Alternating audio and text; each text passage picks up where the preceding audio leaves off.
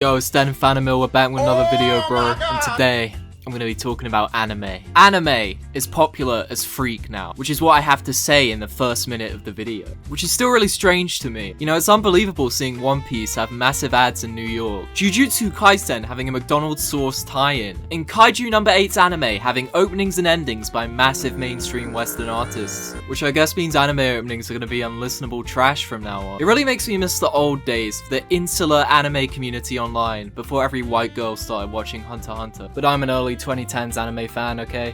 Imagine how the Westerners who liked anime in the 80s feel about this. And that's what the video... I've always been kind of interested in what the Western anime community, I guess, was like before Sailor Moon and Dragon Ball Z made it mainstream. So what was it like in the West? Before Kiss Anime? Before 4Kids? Before even manga entertainment? What was the first anime released in English? Okay, the first was some shit called Magic Boy in 1961.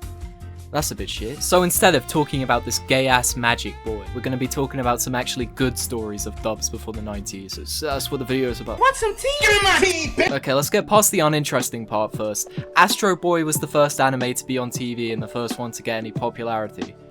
Okay, let's get to the real GOAT, bro. Speed Racer. This shit is legendary. He's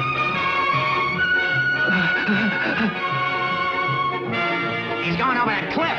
Speed Racer was originally dubbed in the US by a company called Translux in 1967.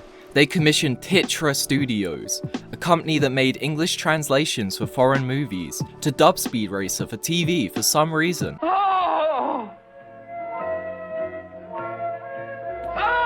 Speed Racer is an example of what I call the 4Kids effect, where the dub is actually the intended way to watch the show. The animation is amazing, even in Japanese of course, but you just aren't getting the full Speed Racer experience without the amazing voice work done by Titty Industries or whatever they were called. Then I'm sorry, Pops. You give me no choice but to run away from home. Goodbye, Pops. Rex, don't be a fool. All I'm asking is that you wait a few more years until you've gained experience. Then the Wachowskis made a movie of it that I've never seen, but it probably sucks. Are you my brother, Rex Racer?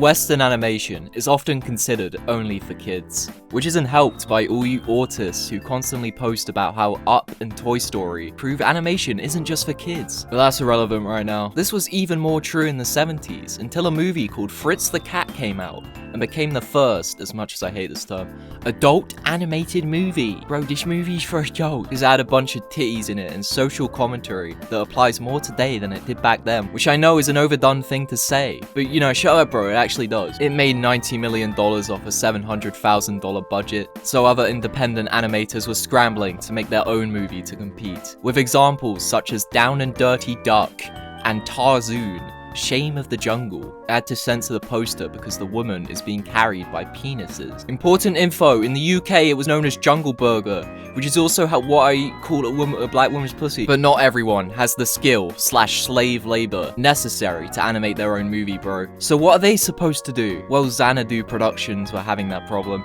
And in Japan, Osamu Tezuka was also having a problem. See, he made 2 movies that sold like ass, and his company, Mushi Productions, was on the verge of bankruptcy because of them. But they happened to have a bunch of naked titties in them. So Xanadu and Tezuka came to a little deal. Okay, they came to a little deal. Xanadu purchased the rights to the movies Senya Ichiya Monogatari and Cleopatra for presumably nothing, and renamed them 1001 Nights and Cleopatra, Queen of Sex. Oh shit, I'm coming already, bro. I'm gooning, I'm edging, I'm ready to see this movie, bro. They then promoted them as if they were similar to Fritz the Cat, when they're actually gay art house movies with tits in them sometimes. You're probably thinking that Cleopatra, Queen of Sex is a movie about Cleopatra having sex or something. But the first 4 minutes of the movie are long shots of space in a corridor, followed by a scene of animated faces drawn on real people set in the future, which was actually kind of an epic own, making fun of this cartoon called Clutch Cargo, which had live action lips on cartoon faces. Damn, I don't understand why this movie did so shit when you opened it up with 4 minutes of nothing and a joke no one's gonna get except you and your autistic cartoon friends who don't exist yet. This movie premiered in the Bijou Theater, which I assume from the name was that Hollywood Chinese theater from Futurama, but it's actually just some theater in Tennessee. So yeah, it was a failure in America too, but the money Mushi got kept the company afloat. for one more year. They went bankrupt in 1973 due to a combination of these movies and the low payment they accepted for their TV animation work. Mushi Productions are actually highly regarded in the anime industry for ruining anime by accepting low payment for their work to undercut competitors, with their payment then becoming the standard afterwards. Hayao Miyazaki actually hates Tezuka because of this, and I mean Miyazaki is way more of a legend than Tezuka, like what the f did he do? Astro Boy, who the f cares about this gay ass naked little boy robot? Like everybody's read Pluto, but nobody cares about Astro Boy.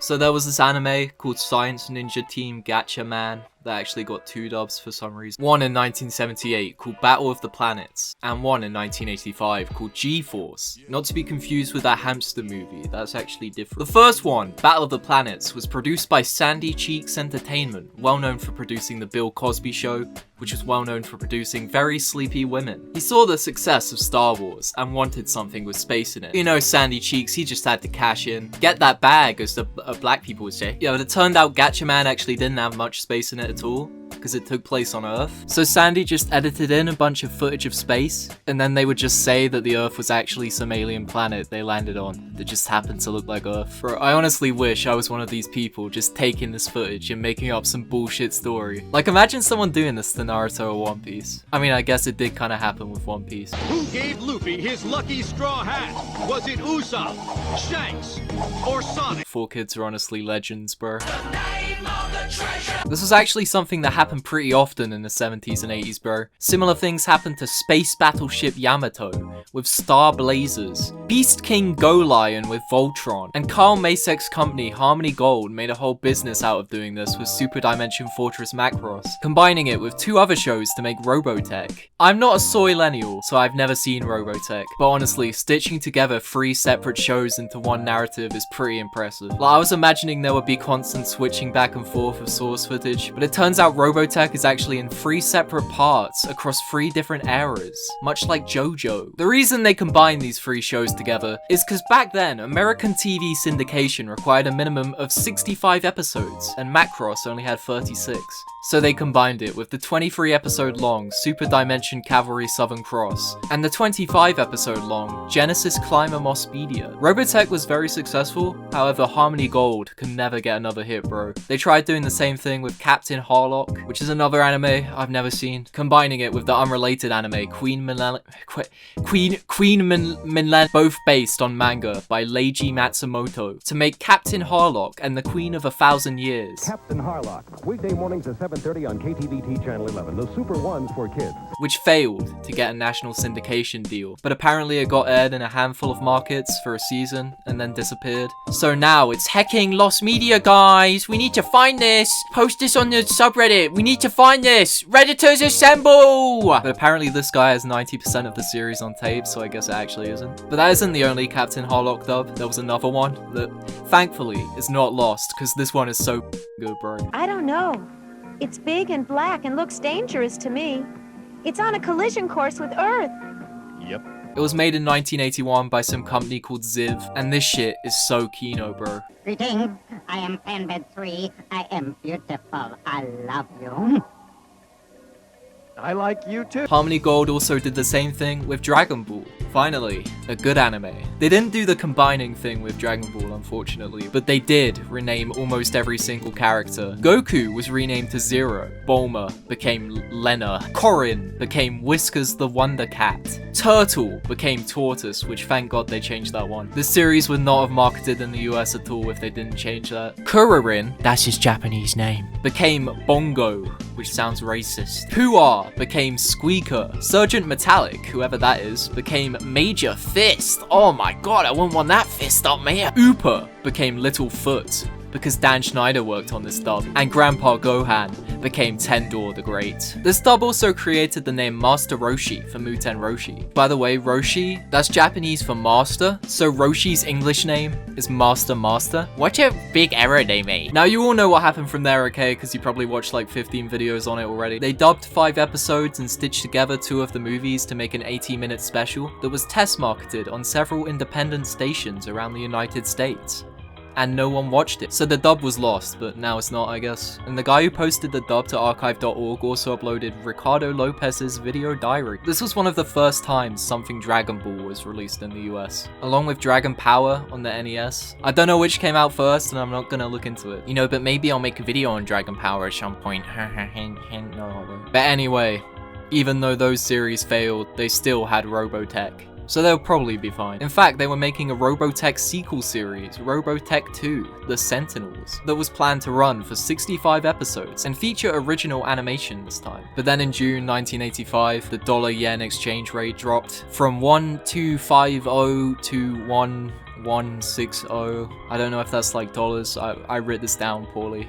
And it only continued going down from there. This caused toy partner Matchbox, who made those little cars, to pull out their funding for the series, because they were funding the series. I should have made that clear. In Harmony Gold, they didn't have the money to make the series themselves. So Carl Masek took the 3 episodes that were finished and cut them into a movie titled Robotech 2, The Sentinels. Wait, that's the same name. And released it in September of 1988. After that, Masek and a lot of other people left. Some people went to Saban, the company that did the Kino Digimon dub. And the rest went to Carl Masek's new company, Streamline Pictures, one of the first companies to release anime onto VHS in the US. They did the first US releases of Studio Ghibli movies like My Neighbor Totoro and Laputa, except this one time, but I'll talk about that later. Warriors of the Wind, the most fantastic family adventure of their time and all time. Rated PG. Someday, maybe. But apparently Harmony Gold is still around to this day, somehow, and they still own the rights to Macross, Southern Cross, and Mospedia. They also made this movie, a family film about a gorilla on the run, directed by Henry Cha. So I'm assuming it's similar to Max Mon Amour, except without the woman cheating on her husband with a monkey. That is the real plot of this film, by the way. Okay, I forgot about this, but there was also apparently a Robotech the movie in 1986 that was made up of footage from Southern Cross and Megazone 23, which is like this cool OVA from the 80s, which isn't really like appropriate for kids. Carl Masek originally intended the whole movie to just be a dub of Megazone 23 with Robotech shit, but Canon Films, the company that commissioned Masek to make this, you may know them from Cobra, Death Wish 4, and Breakin' 2, Electric Boogaloo, said nah, we're not doing this for the movie, for the kid show. But Masek still got to put in some footage from Megazone 23, so he got that W. He absolutely mogged Canon Films. Canon released Robotech the movie as a test run in Texas, and heavily promoted the film to children, including ads on children's TV. But it turned out that not only were a lot of Robotech's fans apparently grown adults for some reason, but also there was just like blood in this movie. I guess they didn't edit it out. According to a Harmony Gold employee, a mother ran out of the theater with her child when she saw how violent it was. Which, I mean, calm down, it's just a bit of blood. You know, you could have used Genocyber footage instead. You should consider yourself lucky. After this, Canon delayed the film. They then delayed it permanently by not releasing it. They got a UK VHS release though. England is coming home, bring it up. There was then an attempt to revive Robotech in 2000 with CGI called Robotech 3000 for some reason. And that actually went nowhere, probably because it looked like this. Here, Rock, let's go check on those miners. You know,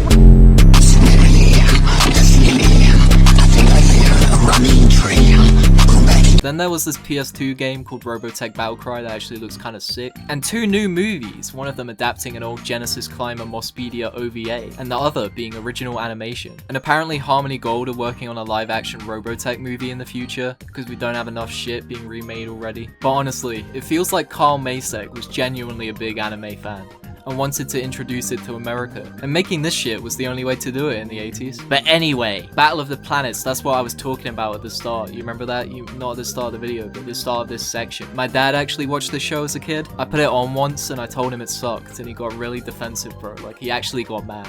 Little bro was coping and seething. He had to go touch some grass. Skill issue much? Battle of the Planets was the most successful anime of the 70s in America, and Sandy Frank was enjoying all the money got from it until 1984, because at that point all the networks that had aired the show had dropped it because it was 6 years old, which is, I agree, way too old. And Sandy, he didn't want that, bro, so he contacted the last bastion of Battle of the Planets, Ted Turner, whose Turner Broadcast System was the last channel airing it. And Ted Turner is basically the world's most successful cartoon artist, so he was super interested in Sandy's proposition of redubbing Gatchaman exclusively for TBS. You didn't need to make all the edits Sandy did back in the 70s now, because Ronald Reagan had loosened up the TV standards in the 80s, which is why every kid show in the 80s was just a commercial for toys, and why everything now is again just a commercial for toys. Except now the people buying the toys are grown-ass men, and no, they don't have children. So Ted Turner contacted Fred Ladd, the man who produced the American versions of Astro Boy, Gigantor, which is another thing I'm not gonna talk about, okay? And the all-time classic, Kimber the White Lion.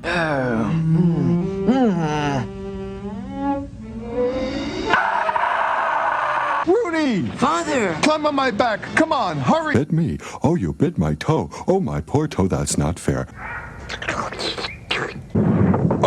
Then, in 1995, when Cartoon Network was desperate for something to air, they started playing G-Force, making it the first anime on Cartoon Network 2 years before Toonami started. After Gatchaman, there was actually 2 sequel series, one in 1979 called Gatchaman 2, and one in 1980 called Gatchaman Fighter, which Saban, the company that did Power Rangers, I mentioned them earlier. History of Power Rangers has no set schedule. The videos are done when they're done, and will be released when they're done. Decided to dub and release in 1997 as Eagle Riders. The series was just as successful as it sounds, with at least 13 of the 65 episodes actually airing in the US on local TV stations that no one watches. But it aired fully in Australia, so I'm sure they recouped all the money they spent, bro.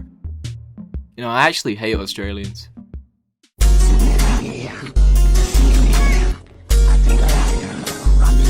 I'm British, so I have to talk about this. There's a Thunderbirds anime, Thunderbirds 2086. If you don't know what Thunderbirds is, which you do, I'm just gonna waste your time anyway, explaining what it is to fill up time to make the video longer so it can do better in the algorithm and get on the front page with all the other slop. So the company that made Thunderbirds, ITC Entertainment, they decided to buy the rights to some random shit anime called Scientific Rescue Team Techno Boyga, without the involvement of the original creator, Jerry Anderson, because copyright law is really cool, bro. This is one of 4 British anime dubs I'm aware of, not including the one I made in like 2021. You will regret this day that you did this.